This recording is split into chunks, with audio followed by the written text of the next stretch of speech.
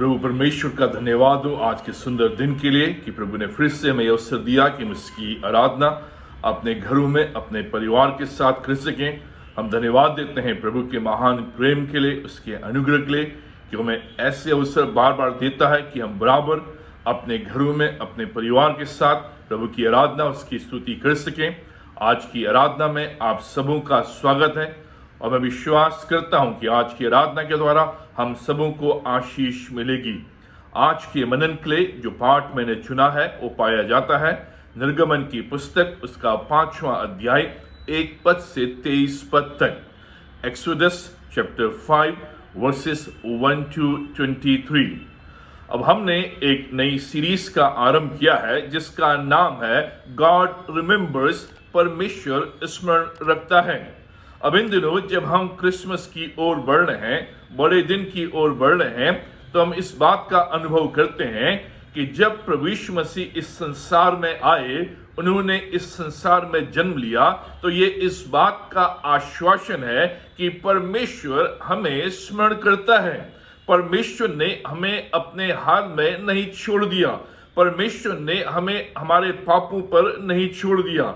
जब उसने देखा कि हम असहाय हैं, हम गलत गलत दिशाओं में दौड़ रहे हैं और परेशानी कठिनाइयों का सामना कर रहे हैं, तो परमेश्वर ने हमारे प्रार्थनाओं को, हमारे कराहने को सुना और उसने अपने पुत्र प्रभु यीशु मसीह को इस संसार में भेजा, जिससे कि वो इस बात का आश्वासन हमें दे सके कि परमेश्वर हमें भूला नहीं है, परमेश्वर भूलने वाला प्राणी नहीं है, परमेश्वर भूलने वाला ईश्वर नहीं है। वो बराबर अपनी सृष्टि को, अपने लोगों को स्मरण करता है। अब हम इस सीरीज में निर्गमन की पुस्तक में से देख रहे हैं कि कैसे परमेश्वर इस्राएलियों की सुधि लेता है। उसकी प्रजा है, उसके बुलाए हुए लोग हैं, उसने उन्हें अपने नाम से बुलाया है, उन्हें आशीष दी और उन्हें फुलाया फुलाया और आगे बढ़ाया। लेकिन वो परमेश्वर से दूर चले गए, परमेश्वर के विरुद्ध पाप किया, परमेश्वर के विरुद्ध बलवा किया और नाना प्रकार के देवी देवताओं के पीछे चले गए। लेकिन फिर भी परमेश्वर अपनी प्रतिज्ञा को नहीं भूला, फिर भी परमेश्वर अपनी प्रजा को नहीं भूला। 430 वर्ष बीतने के पश्चात भी परमेश्वर मूसा के द्वारा, मूसा के जन्म के द्वारा, मूसा के बुलाहट के द्वारा, मूसा के कार्य के द्वारा इस बात को इस्राएलियों को बताता है कि तुम्हारा परमेश्वर भूलने वाला परमेश्वर नहीं है। तुम उससे भूल जाओ, लेकिन परमेश्वर जिसने तुम्हारे साथ प्रतिज्ञा की है, जिसने तुम्हारे पूर्वजों के साथ प्रतिज्ञा की है, वो अपनी प्रतिज्ञाओं को नहीं भूलता है, अपनी प्रजा को नहीं भूलता है, अपने लोगों को नहीं भूलता है, बराबर स्मरण करता है।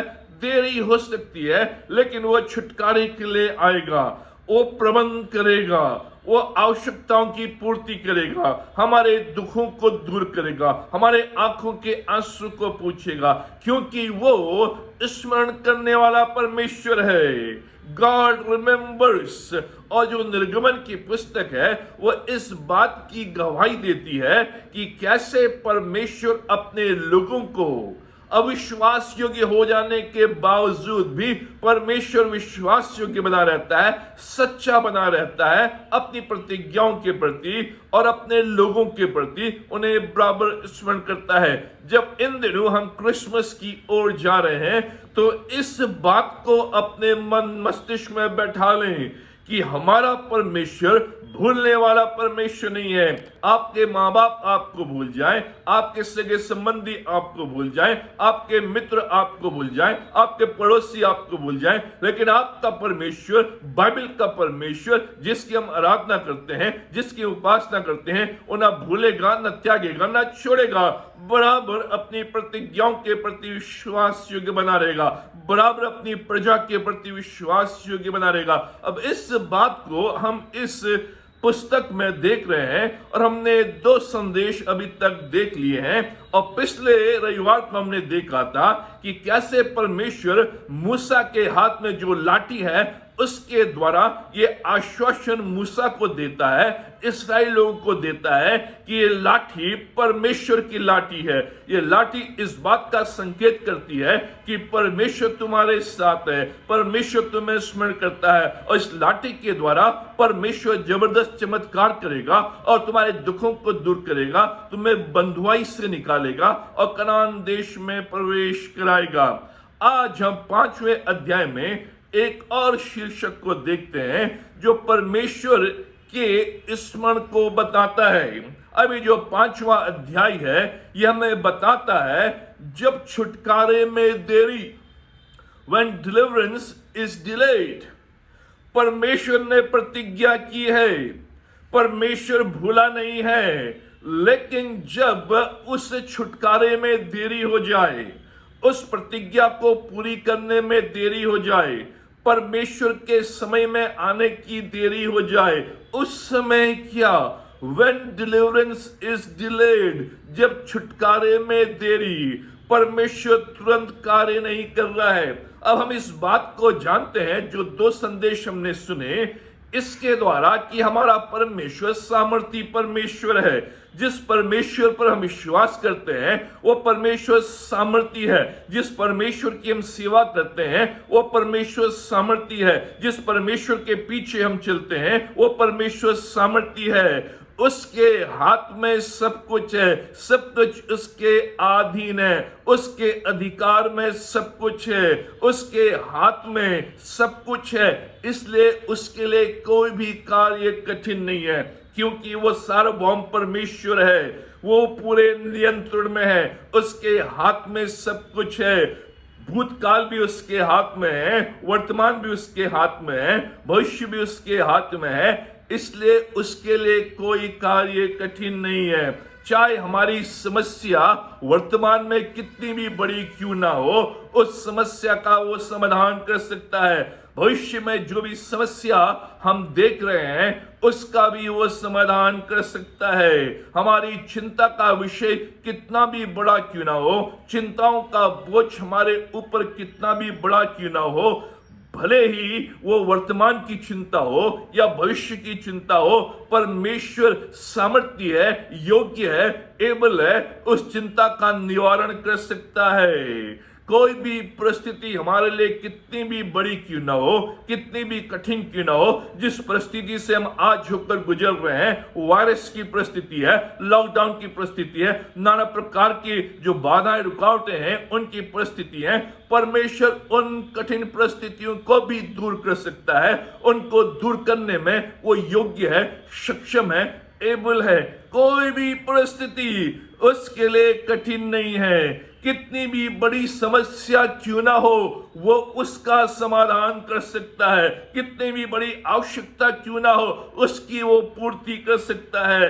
कैसी भी परिस्थिति क्यों ना हो उसको वो दूर कर सकता है। कैसे भी हालात क्यों ना हो, हमारे विरोध में हमारे लोग हो, हमारे शत्रु हमारे विरोध में हो, लेकिन परमेश्वर उस समय भी हमारे हालातों को ठीक कर सकता है। हमारा परमेश्वर सामर्थ्य है। कितना भी बड़ा तूफान हमारे जीवन में क्यों ना आए, उस तूफान को भी वो हटा सकता है। कितनी भी बड़ी आपदा हमारे जीवन में क्यों ना आए, कोरोना वायरस के रूप में या अन्य बीमारी के रूप में, परमेश्वर उसका भी समाधान कर सकता है, उससे भी हमें मुक्त कर सकता है। चारों ओर अंधेरा ही अंधेरा दिखाई दे, उस गंभीर स्थिति में भी परमेश्वर हमारे साथ खड़ा होकर हमारी समस्या को दूर कर सकता है। उस अंधकारमयी जीवन में, उस अंधकारमय समय में अपनी चमक को, अपनी ज्योति को चमका सकता है, अपनी आशा की किरण हमें दे सकता है। परमेश्वर के लिए कोई भी असंभव कार्य नहीं है। परमेश्वर योग्य है, परमेश्वर सामर्थ्य है, कर सकने वाला परमेश्वर है। कैन डू, परमेश्वर पूर्ति करने वाला परमेश्वर है। अगर आज आपकी आर्थिक समस्या है, परमेश्वर उसका समाधान कर सकता है। आज अगर आपको चंगाई की आवश्यकता है, प्रभु आज आपको चंगाई दे सकता है। आज आपके वैवाहिक जीवन में परेशानी उतार चढ़ाव है, परमेश्वर आपके वैवाहिक जीवन को ठीक कर सकता है। कैसे भी पारिवारिक आवश्यकता क्यों ना हो, परमेश्वर उसका समाधान कर सकता है। आत्मिक समस्या से आप जूझ रहे हो, परमेश्वर उस आत्मिक समस्या का भी समाधान कर सकता है। कोई भी आवश्यकता, कोई भी बीमारी, कोई भी आपदा, कोई भी परिस्थिति परमेश्वर के लिए कठिन नहीं है। परमेश्वर कार्य करने वाला परमेश्वर है, सामर्थी परमेश्वर है, सक्षम परमेश्वर है। और यही हम बड़े दिन में सेलिब्रेट करते हैं, जहां हम बड़े दिन की ओर, क्रिसमस की ओर जा रहे हैं। ये इस बात का आश्वासन है कि हमारा परमेश्वर इतना सामर्थी है कि वो मनुष्य का रूप धारण करके हमारे बीच में डेरा डाल सकता है और हमारे बीच में रहकर हमारी समस्याओं को समझ सकता है, हमारी बीमारियों को समझ सकता है, हमारी परिस्थितियों को समझ सकता है और उसका वो समाधान निकाल सकता है। इसलिए फिलिपियों 4 अध्याय उसके 19वें पद में कहा है, परमेश्वर अपने धन के अनुसार तुम्हारी हर एक घटी को पूरी करेगा। इस क्रिसमस के दौरान जब हम लॉकडाउन पीरियड में से होकर गुजर रहे हैं, वायरस में से होकर गुजर रहे हैं, परमेश्वर कह रहा है कोई भी घटी क्यों ना हो उसकी पूर्ति मैं कर सकता हूं। कोई भी बीमारी क्यों ना हो उसको मैं दूर कर सकता हूं। कोई भी आपदा क्यों ना हो उसको मैं दूर कर सकता हूं और तुम्हें अपने सामर्थी हाथ से संभाल सकता हूं। परमेश्वर का वचन कहता है, मांगने और सोचने से बढ़कर कार्य करने वाला परमेश्वर है। हमें जीवन से भी बढ़कर उसने बनाया है। और जब हम इस अध्याय में आते हैं, ये विषय हमारे सामने आते हैं, ऐसा लगता है कि छुटकारा कठिन है, ऐसा लगता है कि बीमारी का समाधान कठिन है, ऐसा लगता है कोरोना वायरस का समाधान कठिन है, ऐसा लगता है हमारी आवश्यकताओं की पूर्ति का समाधान कठिन है। लेकिन परमेश्वर कह रहा है, when deliverance is delayed, जब छुटकारे में देरी हो रही है, चंगाई में देरी हो रही है, पूर्ति में देरी हो रही है, समाधान में दूरी हो रही है, उस समय परमेश्वर की ओर ताकते रहें, परमेश्वर की ओर निहारते रहें, उसकी प्रतिज्ञा पर विश्वास करते रहें, उसके व्यक्तित्व पर विश्वास करते रहें, क्योंकि वो सच्चा है, वो झूठ नहीं बोलता है। जो उसने कहा है वो करेगा, वो हमें स्मरण रखता है उस समय में भी जब ऐसा लग रहा हो कि छुटकारे में देरी हो रही है। अब जब हम इस खंड में आते हैं तो पाते हैं कि अब मूसा और हारून मिस्र देश में आ चुके हैं।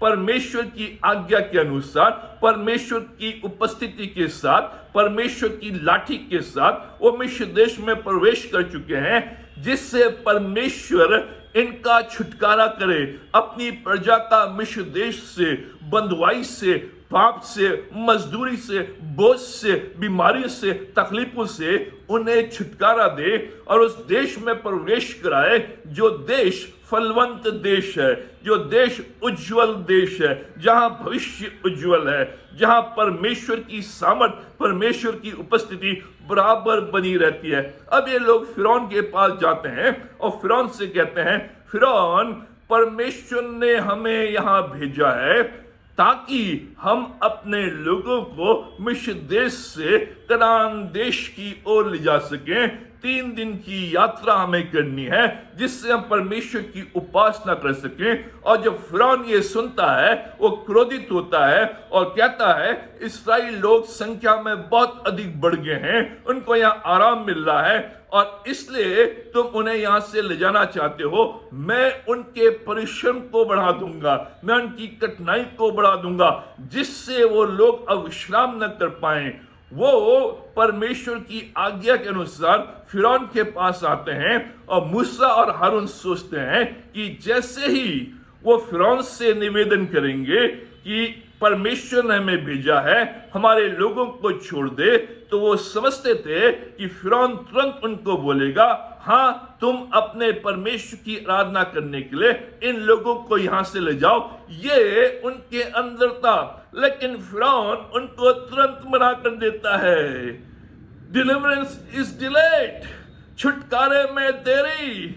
मूसा, तू यहां इस बात को लेकर आया था कि परमेश्वर ने कहा है और जैसे ही वो फिरौन से कहेगा तुरंत उसका उत्तर मिल जाएगा, तुरंत छुटकारा हो जाएगा, तुरंत वो जंगल की ओर उपासना करने के लिए चलेंगे। लेकिन यहां तो उल्टा हो रहा है। फिरौन ने न केवल जो उनका निवेदन था उसको उसने नकारा, लेकिन साथ ही साथ इस्राएलियों के जो कार्य था उसको और बढ़ा दिया, उनकी कठिनाइयों को और बढ़ा दिया, उनकी तकलीफों को और बढ़ा दिया, और उनको कठिनाई होने लगी, परेशानी होने लगी। यहां तक कि जो फिरौन के सरदार थे वो इस्राएलियों को मारने लगे, क्योंकि वो कार्य अच्छे रूप में नहीं कर पा रहे हैं। जो कार्य उन्हें दिया है वो कार्य डबल हो गया है, दुगना हो गया है, और उनसे कहा गया है कि वो ये कार्य करें, लेकिन वो कार्य नहीं कर पा रहे हैं क्योंकि उनसे दुगनी मांग की गई है। इसराइल लोग कठिनाई में, परेशानी में, तकलीफ में। और जब ये सारी घटनाएं होती हैं तो जो इसराइल के सरदार हैं वो फिरौन के पास आते हैं और वो कहते हैं, हे राजा, हम अपना कार्य ठीक से कर रहे हैं, लेकिन तूने तो हमारे कार्य को दुगना बना दिया है। हम कैसे उस कार्य को एक दिन में पूरा कर सकते हैं? लेकिन फिरौन उनकी नहीं सुनता है, और फिरौन अपने लोगों के द्वारा उनको पिटवाता है, उनको कोड़े लगवाता है। और ये जो इस्राएल के सरदार है वो मूसा और हारून के पास आते हैं और वो कहते हैं पद 21 में, क्यों तुमने हमें फिरौन की दृष्टि में घृणित ठहराया और हमारे संकट को बढ़ा दिया? मूसा और हारून, तुम तो परमेश्वर की ओर से भेजे गए थे। तुमने इस लाठी के द्वारा चमत्कार दिखाया और हमने विश्वास किया कि वास्तविक रूप में परमेश्वर ने तुम्हें भेजा है हमारे छुटकारे के लिए। अब हमारा छुटकारा यहां से हो जाएगा।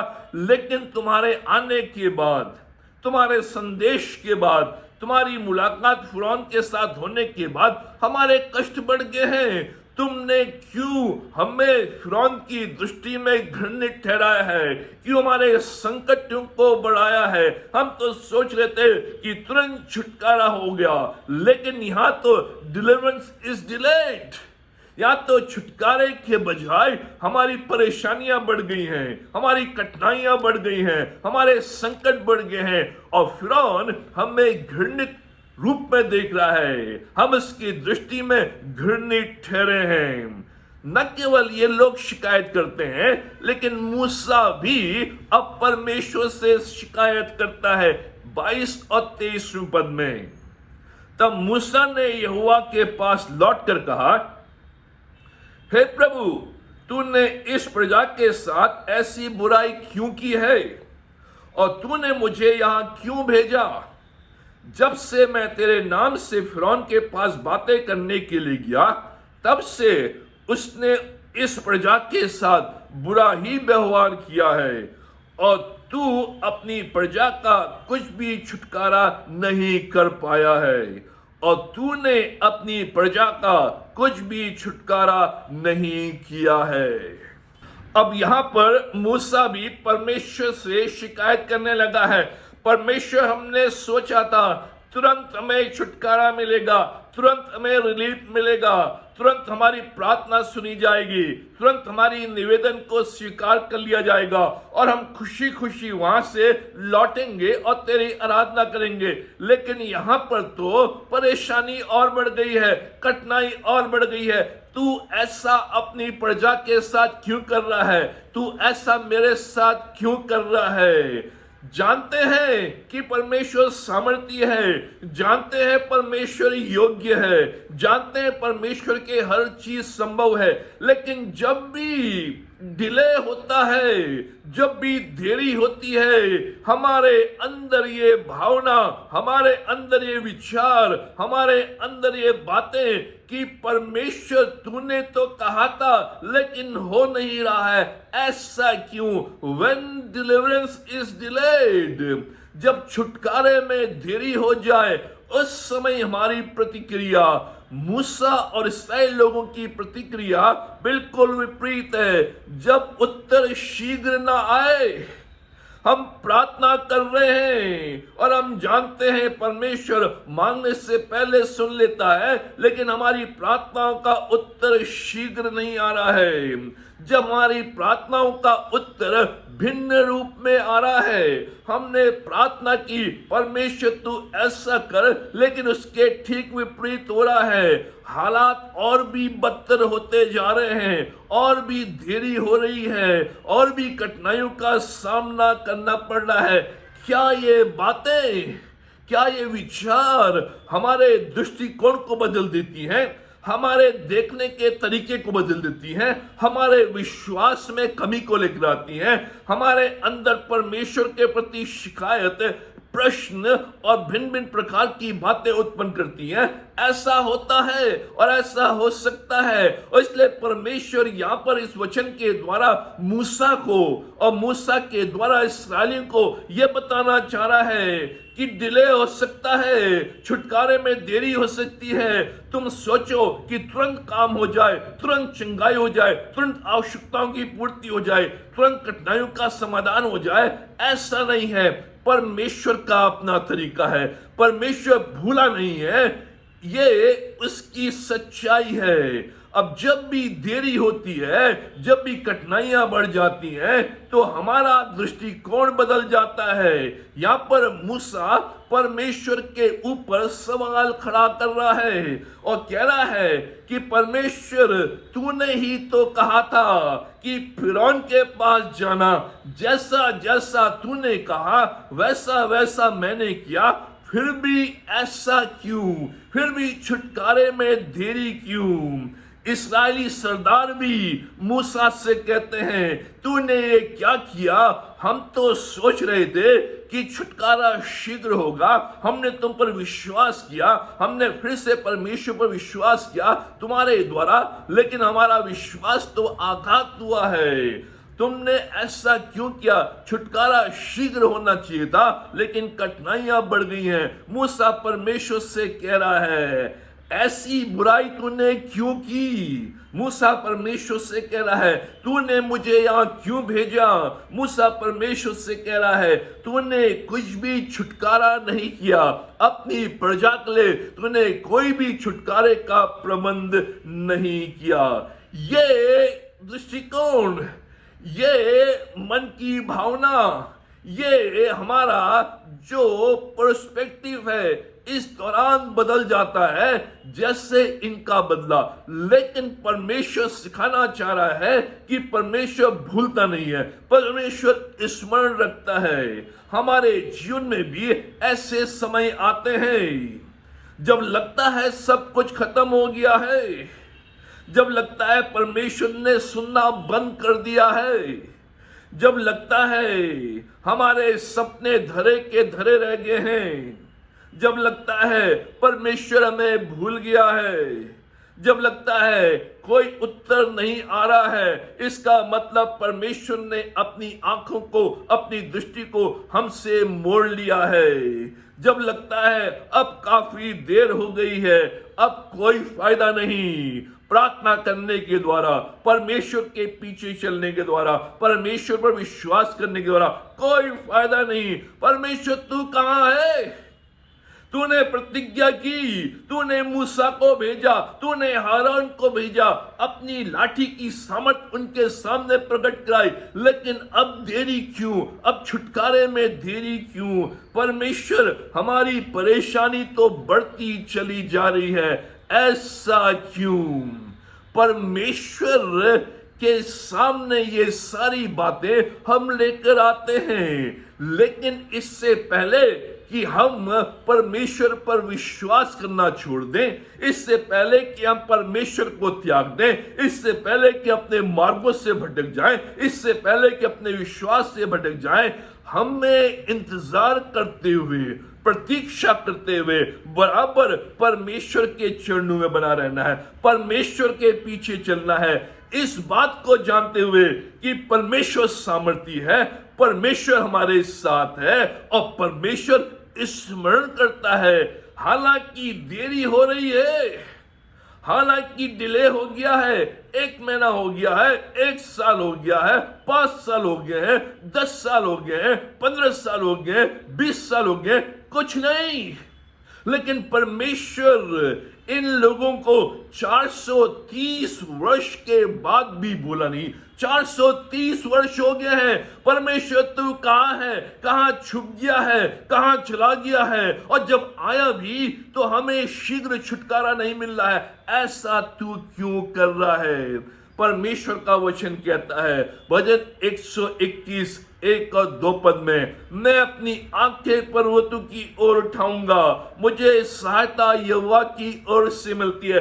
इस दौरान भी मुझे अपनी आंखों को परमेश्वर की ओर लगाए रखना है, क्योंकि मेरी सहायता मूसा के द्वारा नहीं, मेरी सहायता फिरौन के द्वारा नहीं, मेरी सहायता किसी व्यक्ति के द्वारा नहीं, मेरी सहायता किसी परिवार के द्वारा नहीं, मेरी सहायता किसी ऑर्गेनाइजेशन के द्वारा नहीं, मेरी सहायता किसी चर्च के द्वारा नहीं, मेरी सहायता किसी पास्टर के द्वारा नहीं, मेरी सहायता किसी मित्र के द्वारा नहीं, मेरी सहायता यहोवा की ओर से आती है, क्योंकि वही है जो हमें स्मरण करता है। हम भूल जाते हैं, हम स्मरण नहीं करते, हम प्रतिज्ञा करके भूल जाते हैं और उनको निभाते नहीं है। परमेश्वर 430 वर्ष के बाद भी भूला नहीं, क्योंकि परमेश्वर का वचन कहता है सहायता यहोवा की ओर से आती है, मेरा छुड़ाने हारा आ रहा है। अब वो पहुंचने पर है,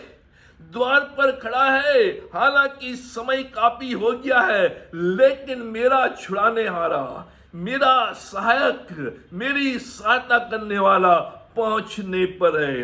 अब इस पूरे खंड के आधार पर, इस अध्याय के आधार पर हम 6 महत्वपूर्ण सच्चाई को देखेंगे।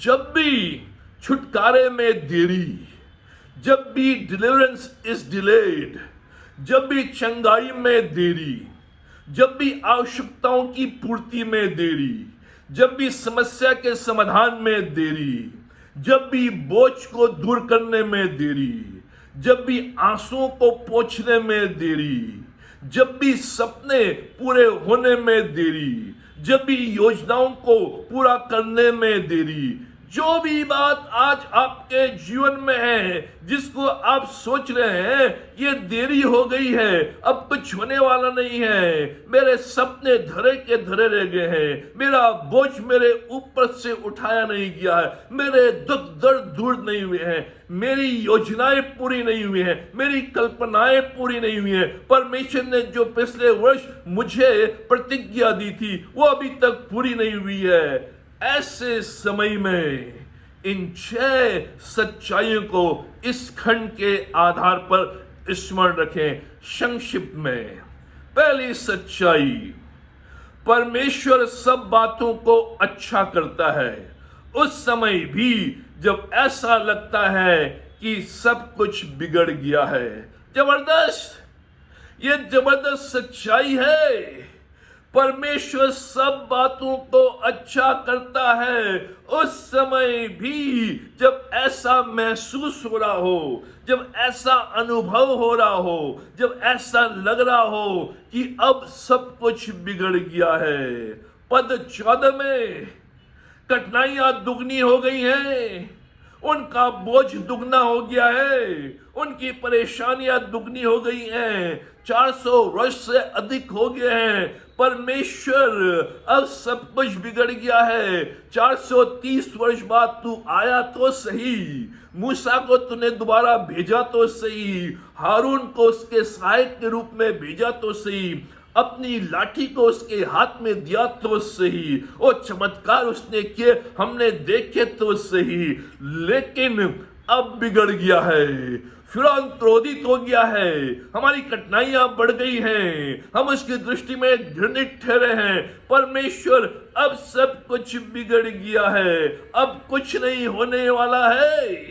ये बार बार हमारे जीवन में आता है कि परमेश्वर, अब तो कोई भी सुधार की गुंजाइश नहीं है, अब तो कोई भी समाधान की गुंजाइश नहीं है, अब तो ऐसा लग रहा है कि जिस हाल में है उसी हाल में रहे।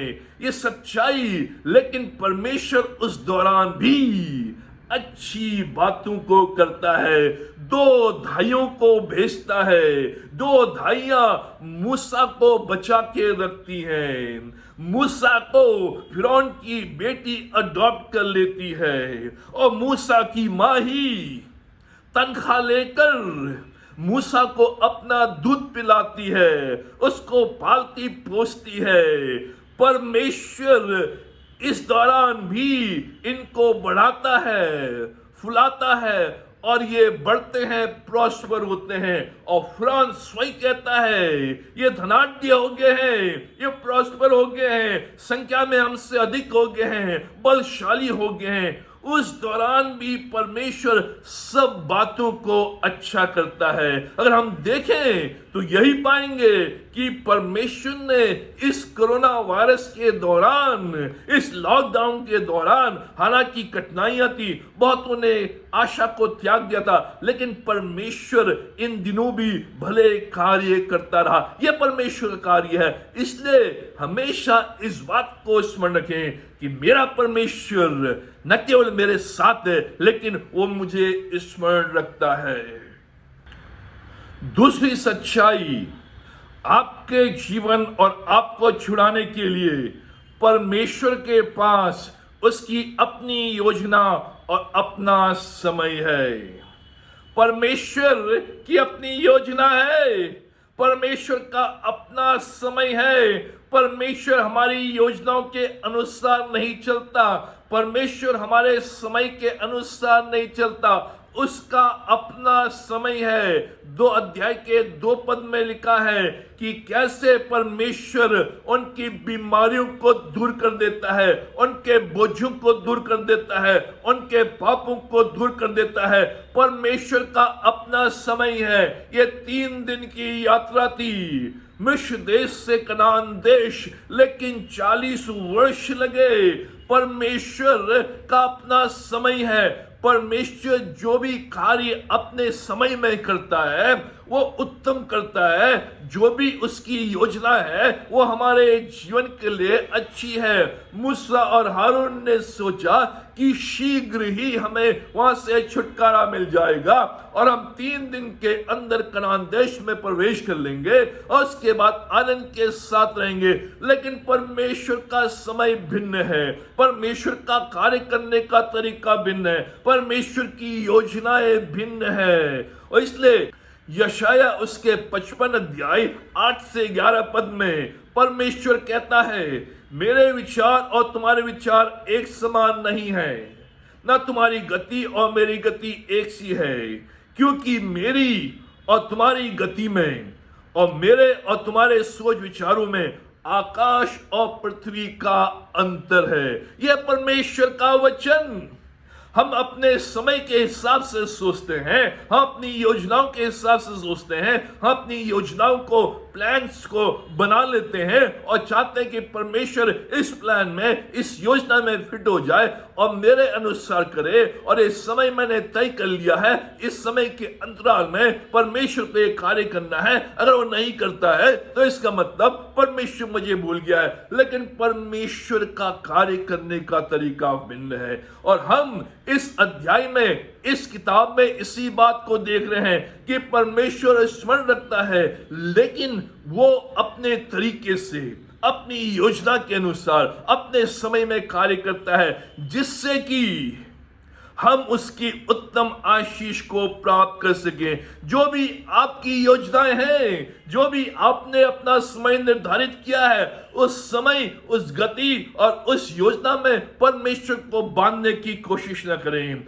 हम निराश, हताश इसलिए हो जाते हैं क्योंकि हम परमेश्वर को अपनी योजना में बांध लेते हैं, परमेश्वर को अपने समय में बांध देते हैं और परमेश्वर से कहते हैं ये तेरी बाउंड्री है, इस बाउंड्री में, इस 4 दीवारी में रहकर ही तू कार्य कर। और परमेश्वर ऐसा नहीं करता है। और जब ऐसा नहीं होता है हम निराश और हताश हो जाते हैं और परमेश्वर से कहते हैं तूने मुझे यहां क्यों भेजा है? तूने मेरे लिए छुटकारे के लिए क्या किया है? तूने मुझे प्रतिज्ञा दी थी और ये लाठी भी दी थी, ये आश्वासन भी दिया था, ये वचन भी दिया था, ये बाइबल भी दी थी, लेकिन क्यों ऐसा हो रहा है? क्योंकि हमने परमेश्वर को समय में, अपनी गति में, अपनी योजना में बांध दिया है। और यही परमेश्वर यहां पर सिखा रहा है। जब भी डिलीवरेंस में डिले हो, छुटकारे में देरी हो, इसका मतलब ये नहीं कि परमेश्वर भूल गया है। परमेश्वर अपनी बड़ी योजना को आपके जीवन में पूरा करना चाह रहा है और वो निर्धारित सही समय जो आपके लिए है उसमें वो पूरा करेगा। तीसरी सच्चाई, परमेश्वर कभी देरी नहीं करता। उस समय भी जब हमें लगता है कि देरी हो गई है उसके पहुंचने में, जबरदस्त सच्चाई, परमेश्वर कभी भी देरी नहीं करता है। उस समय भी जब हमें ऐसा लगे कि परमेश्वर के आने में, परमेश्वर के पहुंचने में, परमेश्वर के कार्य करने में, परमेश्वर के समाधान करने में देरी हो गई है। 12 अध्याय के 40 पद में 430 वर्ष बीत चुके हैं, मूसा भी नहीं है। परमेश्वर अब ये कैसे होगा? ये तो समय निकल गया है, तू ठीक निर्धारित समय में नहीं आया। परमेश्वर, हम लाल समुद्र के सामने खड़े हैं और फिरौन की सेना पीछे हमारे ऊपर हमला करने के लिए आई है। परमेश्वर, तूने पहुंचने में देरी कर दी है। हमें निकाल तो ले आया है, लेकिन लाल समुद्र में हम डूब जाएंगे, हम मिट जाएंगे, हम नाश हो जाएंगे। लेकिन परमेश्वर अपने समय में पहुंचता है। हम सोचते हैं कि परमेश्वर ने देरी कर दी है, लेकिन God is always before time.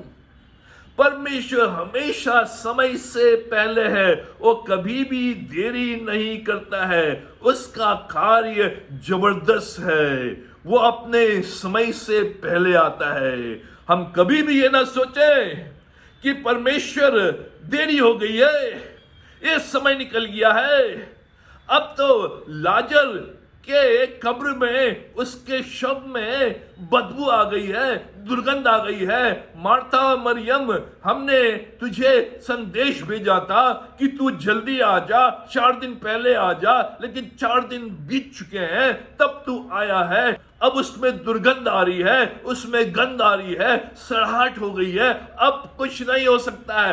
परमेश्वर, मेरे प्रभु, तूने पहुंचने में देरी कर दी है। और प्रभु यीशु मसीह कहता है, no, I am before time. मैं समय से पहले आया हूं, कुछ नहीं बिगड़ा है। बड़े चमत्कार को, बड़े कार्य को मैं करूंगा। Deliverance is not delayed. छुटकारे में देरी नहीं हुई है, उसको दोबारा चंगा करने में देरी नहीं हुई है। मैं समय से पहले आया हूं। प्रिय मित्रों, हम कभी भी ये ना सोचे कि परमेश्वर ने देरी कर दी है।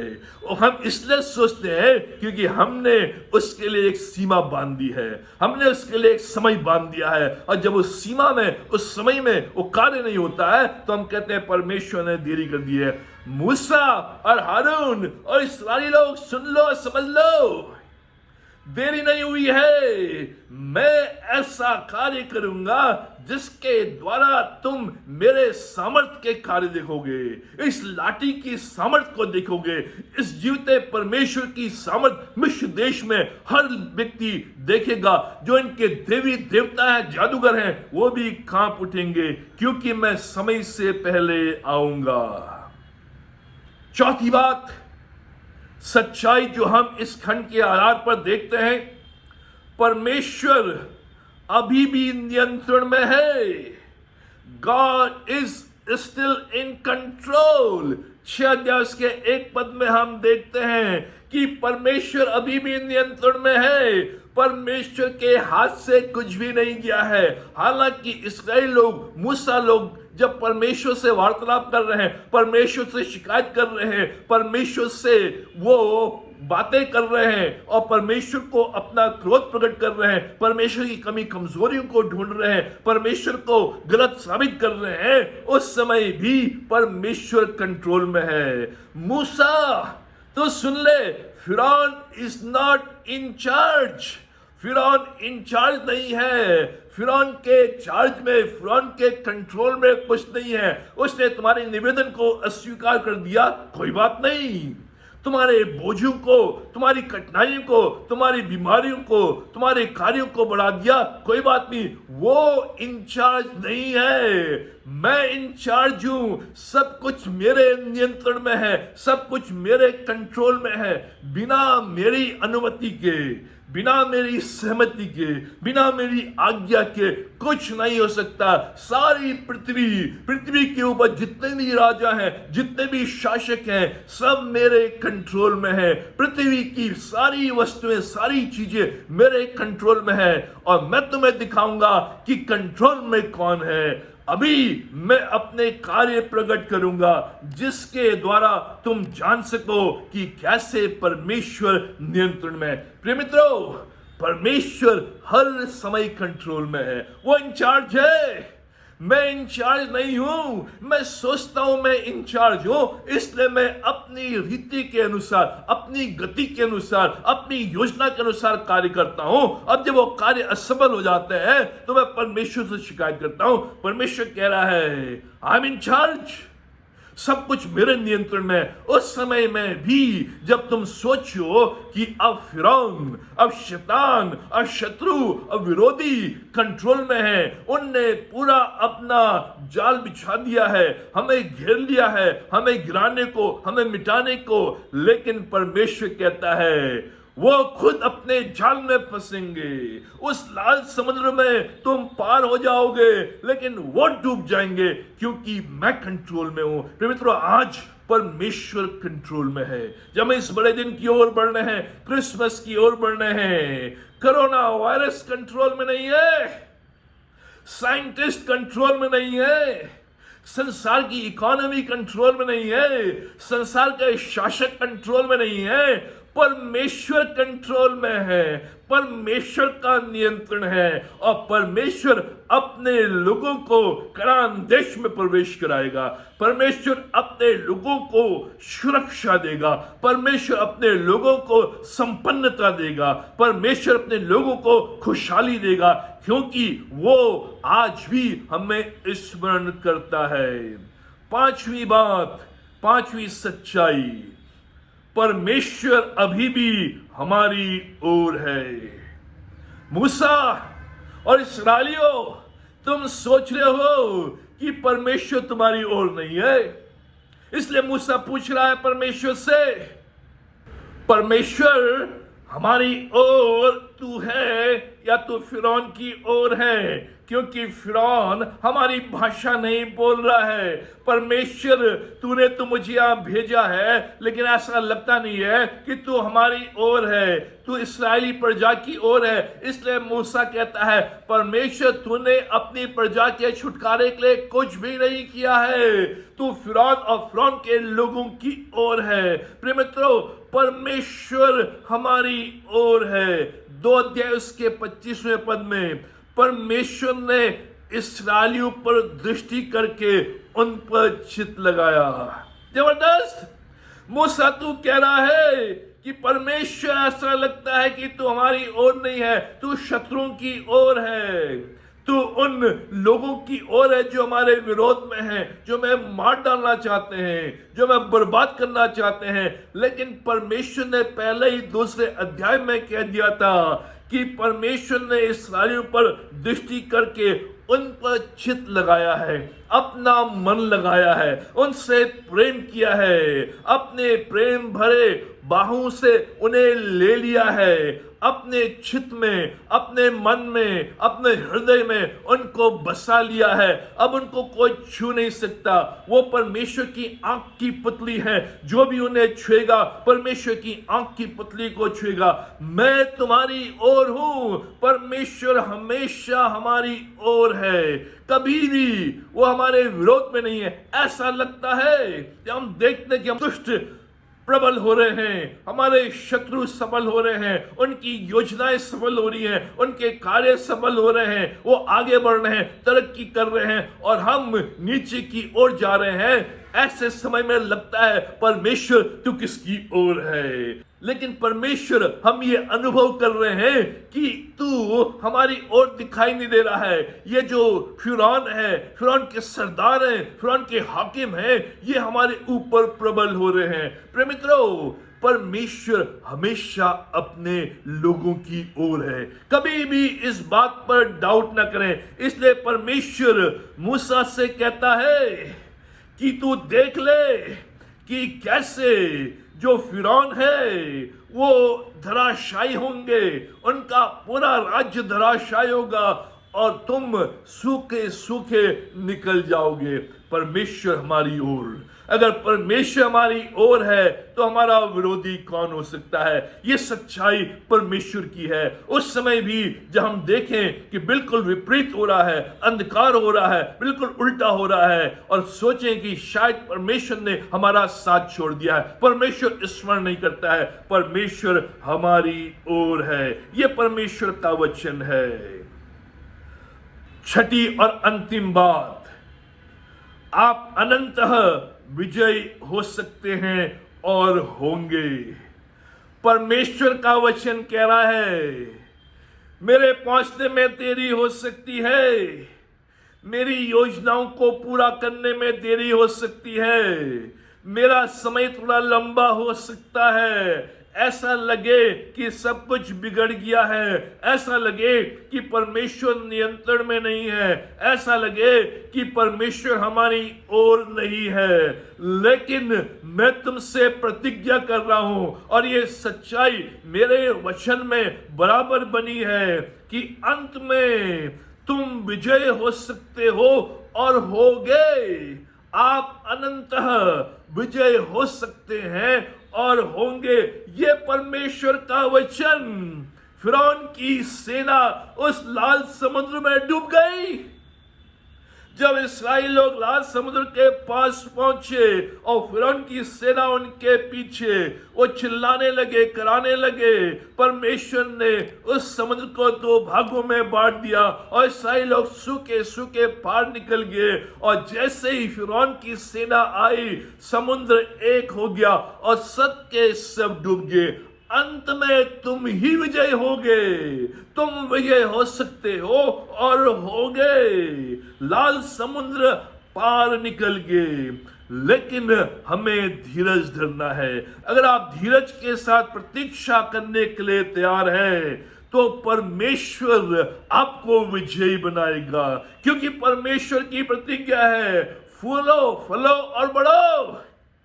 अंत में तुम ही फूलोगे, अंत में तुम ही फलोगे, अंत में तुम ही बढ़ोगे और फिर मेरे नियंत्रण को देखोगे, मेरी उपस्थिति को देखोगे, मेरी लाठी को देखोगे। पहला तीमुथियुस उसका 1 अध्याय उसके 7वें पद में लिखा है, परमेश्वर ने हमें भय की नहीं सामर्थ की आत्मा दी है। परमेश्वर का वचन कहता है हम जीवन से भी बढ़कर हैं। परमेश्वर डिले करता है, देरी आने देता है। ऐसा क्यों करता है हमें मालूम नहीं है, लेकिन धीरे धीरे हम समझते हैं कि परमेश्वर के छुटकारे में देरी क्यों। हम धीरे धीरे समझते हैं व्हाई डिलीवरेंस इज डिलेड। परमेश्वर का अपना तरीका है, परमेश्वर का अपना कार्य है। जब ये लाल समुद्र पार हो गए, मूसा समझ गया, हारून समझ गया, इस्राएल लोग समझ गए कि परमेश्वर के छुटकारे में देरी क्यों। अगर हम प्रतीक्षा करते रहें, धीरज के साथ बने रहें, अपनी आंखों को उसकी ओर लगाए रहें, तो परमेश्वर कहता है अंततः तुम ही विजयी होगे।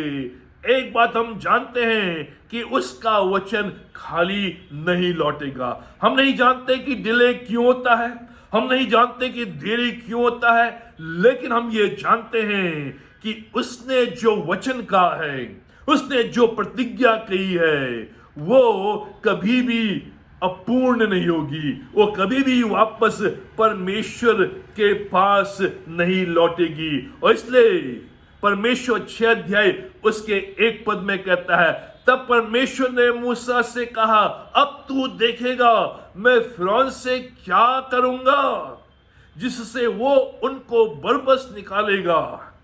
वह उन्हें अपने देश से बरबस निकाल देगा। यह परमेश्वर का वचन। मूसा, अब तू देखेगा। तू कह रहा है परमेश्वर तुम्हारी ओर नहीं है, परमेश्वर तू नियंत्रण में नहीं है, लेकिन परमेश्वर कह रहा अंत में तुम विजय होगे, तुम्हारी ही जीत होगी।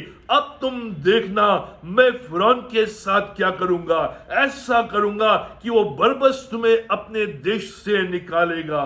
दूसरा कुरिन्थियों 4 अध्याय उसके 8वें पद में लिखा है, हम चारों ओर से क्लेश तो भोगते हैं पर संकट में नहीं पड़ते। हम चारों ओर से क्लेश तो भोगते हैं लेकिन निराश नहीं होते। हम चारों ओर से क्लेश तो भोगते हैं लेकिन त्यागे नहीं जाते। हम चारों ओर से क्लेश तो भोगते हैं लेकिन नष्ट नहीं होते, क्योंकि उसकी सामर्थ्य इस मिट्टी के बर्तन में वास करती है। अगर परमेश्वर ने कहा है तो उस पर भरोसा करें, क्योंकि वो वचन लौटकर परमेश्वर के पास नहीं आएगा, वो पूरा होगा। कभी भी तूफान जीवन में, कभी भी क्लेश जीवन में, कभी भी छुटकारा देरी, उस समय इस बात का भरोसा कि परमेश्वर छुटकारे में देरी कर सकता है, लेकिन जो वचन उसने कहा है वो पूर्ण करेगा, क्योंकि वो हमें स्मरण रखता है। छुटकारे में देरी हो सकती है लेकिन इंतजार करें, इसलिए परमेश्वर का वचन कहता है, पहला पत्रस 5 अध्याय के 10वें पद में, अब परमेश्वर जो सारे अनुग्रह का दाता है, जिसने तुम्हें मसीह में अपनी अनंत महिमा के लिए बुलाया, तुम्हारे थोड़ी देर तक दुख उठाने के बाद आप ही तुम्हें सिद्ध और स्थिर और बलवंत करेगा। जबरदस्त, ध्यान से सुने। तुम्हारे थोड़ी देर तक दुख उठाने के बाद आप ही तुम्हें सिद्ध और स्थिर और बलवंत करेगा। छुटकारे में थोड़ी देरी हो सकती है, डिलीवरेंस में थोड़ा डिले हो सकता है, उस दौरान तुम्हें दुख उठाना पड़ सकता है, तुम्हारे बोझ भारी हो सकते हैं, तुम्हारे संकट बढ़ सकते हैं, तुम्हारा कार्य का बोझ बढ़ सकता है, तुम्हारी चिंताएं बढ़ सकती हैं, तुम्हारे शिकायत बढ़ सकते हैं, तुम्हारी भावना में उथल पुथल हो सकती है, विश्वास में डगमगा सकते हैं, इधर उधर भटक सकते हैं, लेकिन उसके बाद आप ही परमेश्वर अपने आप ऑटोमेटिकली तुम्हें सिद्ध और स्थिर और बलवंत करेगा। क्या कहता है? 4 बातें, देरी हो सकती है लेकिन 4 बातें परमेश्वर आपके लिए करेगा। पहली बात, सिद्ध करेगा, तुम्हें परफेक्ट करेगा, सिद्ध करेगा, तुम्हारे जीवन से हर खरोच को, हर बुराई को, हर दुख को, हर बीमारी को, हर परेशानी को, हर रोग को दूर करेगा, तुम्हें सिद्ध करेगा। दूसरी बात, तुम्हें स्थिर करेगा, एस्टैब्लिश यू, वो तुम्हें एस्टैब्लिश करेगा, स्थिर करेगा। अब तुम्हें कोई डगमगा नहीं सकता, तुम्हें कोई हिला नहीं सकता, तुम्हें कोई गिरा नहीं सकता, तुम एस्टैब्लिश होगे, तुम स्थिर होगे। परमेश्वर तुम्हें कनान देश में स्थिर करेगा, वहां से तुम्हें कोई हिला नहीं सकता। तीसरी बात क्या परमेश्वर करेगा? बलवंत करेगा, स्ट्रेंथन यू, वो तुम्हें बलवंत करेगा, सामर्थ्य बनाएगा, बलवान बनाएगा, अपनी शक्ति से, अपनी सामर्थ से तुम्हें भरेगा, तुम्हें कोई डरा नहीं सकेगा। जहां जहां तुम जाओगे लोग तुम्हारे द्वारा भयभीत होंगे, डरेंगे, क्योंकि परमेश्वर ने तुम्हें बलवंत किया है, उसने तुम्हें अपनी सामर्थ्य से भर दिया है। और चौथी बात, जबरदस्त, स्थापित करेगा, सेटल यू, वो तुम्हें सेटल करेगा, तुम्हें स्थापित करेगा।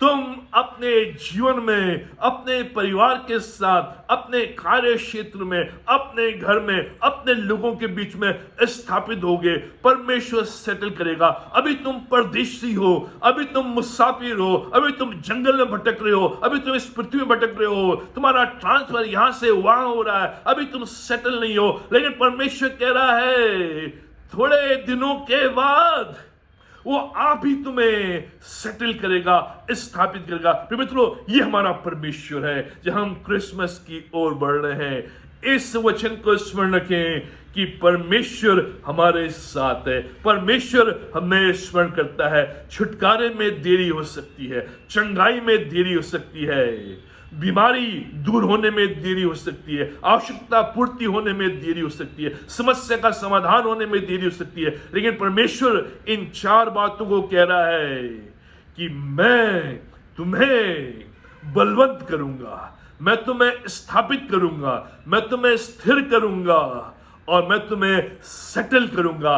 कोई भी तुम्हें हिला नहीं सकता। परमेश्वर के इन वायदों पर, परमेश्वर के इन वचनों पर बने रहें और परमेश्वर आपकी सहायता करेगा। जब आज इस वचन को आप सुनते हैं, अपने हृदय में कमजोर ना हो, लेकिन परमेश्वर के पास आए और परमेश्वर से कहें, परमेश्वर मूसा के समान, इस्राएलियों के समान जब डिले होने लगा, जब छुटकारे में देरी होने लगी, मैं भी कुड़कुड़ाया, मैंने भी शिकायत की और तुझसे दूर हो गया, तुझसे भटक गया, लेकिन आज तेरे वचन के द्वारा मैं कायल हुआ हूं, मैं तेरे पास आऊंगा, क्योंकि तूने ये प्रतिज्ञा दी है, तूने हमें इस बात के लिए कहा है कि मैं तुझे सिद्ध करूंगा, मैं तुझे स्थिर करूंगा, मैं तुझे बलवंत करूंगा, मैं तुझे स्थापित करूंगा।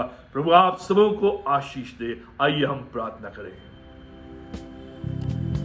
हमारे महान जीवित शक्तिमान परमेश्वर पिता, हम धन्यवाद देते हैं ये तमाम आशीषों के लिए, ये रक्षा, मदद, भलाई, करुणा, दया के लिए। हम धन्यवाद देते हैं आज के सुंदर दिन के लिए कि जब हम अपने घरों में अपने परिवार के साथ तेरी आराधना कर सके, तेरे वचन को पढ़ सके, तेरे वचन को सुन सके। हम धन्यवाद देते हैं पिता परमेश्वर कि तू हमें स्मरण करने वाला परमेश्वर है। तू हमें कभी भूलता नहीं है, अपनी लाठी के द्वारा हमारे साथ साथ बना रहता है। और जब ऐसा लगता है कि डिले हो रहा है, देरी हो रही है, उस समय में भी तू नियंत्रण में है, तू हमारी ओर है और तू हमें स्थिर करता है, हमें सिद्ध करता है, हमें बलवंत करता है और हमें स्थापित सेटल करता है। पिता परमेश्वर, आज अपने जीवन को हम तेरी वेदी के सामने लाते हैं और तुझसे प्रार्थना करते हैं कि हमारे मनों में मूसा के समान, इस्राएल के समान ये शिकायतें उभरी, तो आज उनको हम तेरी वेदी में लाते हैं और तुझसे प्रार्थना करते हैं पिता परमेश्वर कि हम इस बात को समझ सके, इस देरी के दौरान भी परमेश्वर अपने कार्य को कर रहा है, जिससे कि वो हमें सिद्ध कर सके, हमें स्थिर कर सके, हमें बलवंत कर सके और हमें स्थापित कर सके। पिता परमेश्वर, अपनी कलीसिया के प्रत्येक परिवार को तेरे हाथों में सौंप देते हैं। प्रार्थना करते हैं उनके जीवन में तेरी आशीष रहे, हर एक प्रकार की बीमारियों से, बुरी बातों से, बुरी हवाओं से, वायरस से तूने बचा के रख, हर एक आवश्यकताओं की पूर्ति कर, दुख तकलीफ बीमारियों को दूर कर। और इस बड़े दिन के अवसर में जब आगे की ओर बढ़ रहे हैं, तेरी आशीष, तेरी उपस्थिति, तेरी सहायता हमारे जीवन में बराबर बनी रहे। आज के दिन को, अपने जीवनों को, परिवारों को तेरे हाथ में सौंप दे और ये सब कुछ अपने उद्धारकर्ता प्रभु यीशु मसीह के नाम पर मांगते हैं, आमीन। और प्रभु यीशु मसीह का अनुग्रह, पिता परमेश्वर का प्रेम और पवित्र आत्मा की संगति हम सबों के साथ और विशेष करके इस प्रिय परिवार के साथ आज और हमेशा तक बनी रहे।